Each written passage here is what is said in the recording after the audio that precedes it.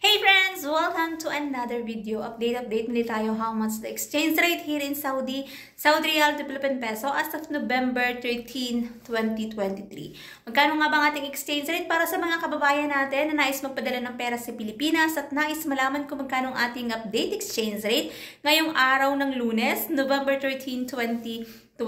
Siyempre mga friends, through STC pa rin po ito. Magkakaiba po ang palitan ng bawat bangko, pero konti lang po ang difference nun. At least magkakaroon kayo ng idea kung magkano ang ating update exchange rate ngayong araw ng Lunes. Update natin, 1 real equivalent ng 14.84 pesos. So, bumaba po talaga yung exchange rate natin ngayong buwan na to. Wala na sa 15 pesos ang isang real.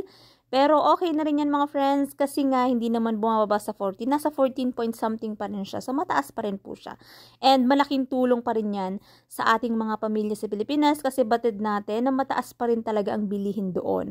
And syempre pag nagpapadala tayo ng pera sa Pilipinas, meron po tayong binabayaran na transfer fee at meron din po yung VAT. Lagi pa rin natin tandaan na matuto tayong mag-ipon, magtipid at matutong mag-invest. Kailangan nating mag-save para sa ating kinabukasan kasi nga hindi habang buhay nasa ibang bansa tayo at hindi habang buhay malakas ang ating katawan.